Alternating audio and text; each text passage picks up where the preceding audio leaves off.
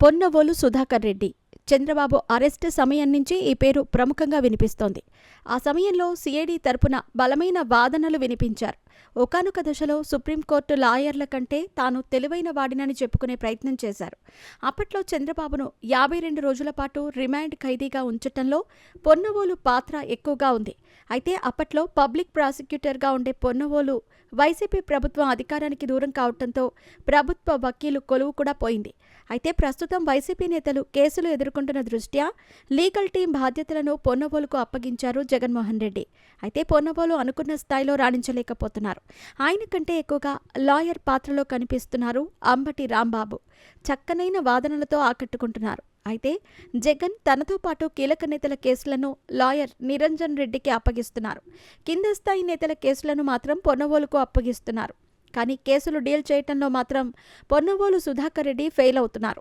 తాజాగా గోరంట్ల మాధవ్ కేసులో నవ్వుల పాలయ్యారు. లోక్సభ స్పీకర్ అనుమతి లేనిదే ఎలా అరెస్టు చేస్తారని ప్రశ్నించేసరికి కోర్టులో ఉన్న వారంతా వింతగా చూశారు పొన్నవోలు వైపు. ఇంకా వైసీపీ అధికారంలో ఉందని, గోరంట్ల మాధవ్ ఎంపీగా ఉన్నారని భావించి పొన్నవోలు ఆ వాదనలు వినిపించినట్టున్నారు. దీంతో ఒక్కసారిగా పొన్నవోలు విషయంలో చర్చ ప్రారంభమైంది వైఎస్ఆర్ కాంగ్రెస్ పార్టీలో. ఆయనతో కేసులు పెట్టుకుంటే ఇక తమకు ఇబ్బందులు తప్పవు అని వారు భావిస్తున్నారు.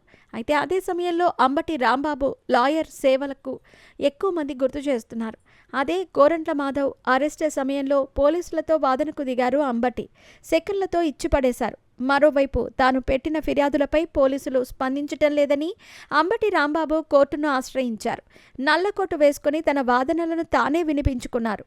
అయితే భయపడిన పోలీసులు అంబటి ఫిర్యాదులపై కేసులు నమోదు చేశారు. అలా కేసులు నమోదు చేసినట్లు కోర్టుకు కూడా నివేదించారు. అంటే అంబటి సక్సెస్ అయినట్టే కదా.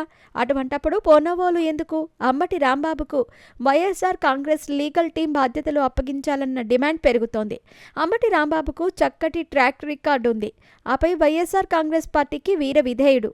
జగన్మోహన్ రెడ్డిని ఆరాధనా భావంతో చూస్తూ ఉంటారు. తనకు నియోజకవర్గ ఇన్ఛార్జ్ బాధ్యతల నుంచి తప్పించినా ఒక్క అసంతృప్తి వ్యక్తం చేయలేదు. వచ్చే ఎన్నికల్లో అంబటి సేవలను పార్టీకి వినియోగించుకుంటారని అంతా భావిస్తున్నారు. ఇటువంటి తరుణంలో అంబటి రాంబాబుకు YSR Congress party legal team బాధ్యతలు అప్పగిస్తే సరిపోతుందన్న టాక్ వినిపిస్తోంది. అవసరం అనుకుంటే అంబటికి అసిస్టెంట్గా పొన్నవోలు సుధాకర్ రెడ్డిని నియమించాలని కోరుతున్న వారు ఉన్నారు.